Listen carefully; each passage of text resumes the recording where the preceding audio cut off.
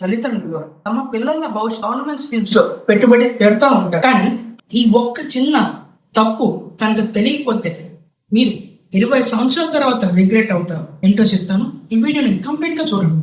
చాలా మందికి సుకన్య సమృద్ధి యోజన స్కీమ్ బెటరా, లేకపోతే కొత్తగా లాంచ్ అయిన ఎన్పిఎస్ వాత్సల్య స్కీమ్ బెటరా? ఫస్ట్ డిఫరెన్స్ ఏంటంటే ఎస్ఎస్వై స్కీమ్ అనేది ఆడపిల్లలకి మాత్రమే.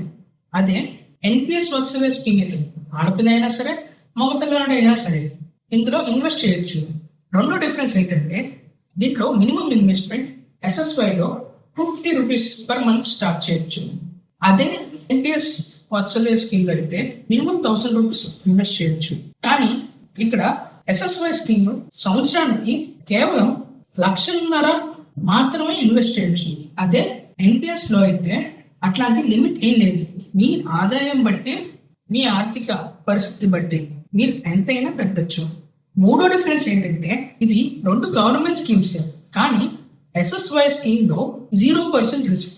అదే ఎన్పిఎస్ లో అయితే మీరు పెట్టే పెట్టుబడిలో 100%లో 50% నుంచి 75% ఈక్విటీ స్టాక్ మార్కెట్ లో ఇన్వెస్ట్ చేస్తారు.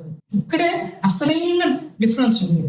ఎస్ఎస్వై లో ఫిక్స్డ్ ఇంట్రెస్ట్ 8.2%, కానీ అదే ఎన్పిఎస్ వాత్సల్య స్కీమ్ లో అయితే ఇంట్రెస్ట్ అనేది మార్కెట్ పర్ఫార్మెన్స్ బట్టితో లింక్ అయి ఉంటుంది. సో ఇక్కడ రిస్క్ కొంచెం ఎక్కువే. మీరు ఒకవేళ ఆడపిల్లల తల్లిదండ్రులు అయితే మీరు ఎస్ఎస్వై స్కీమ్ ని ప్రిఫర్ చేయొచ్చు. అదే ఒకవేళ కొంచెం రిస్క్ అయినా పర్లేదు అనుకుంటే మీరు ఎన్పిఎస్ వాత్సల్య స్కీమ్ చూస్ చేసుకోవచ్చు. ఎందుకు మీరు ఏ స్కీమ్ లో ఇన్వెస్ట్ చేస్తున్నారో కామెంట్ లో చెప్పండి. కామెంట్ లో గైడ్ అని కామెంట్ చేయండి. నేను మీకు పూర్తి కంపారిజన్ షీట్ నేను మీకు డిఎం చేస్తాను.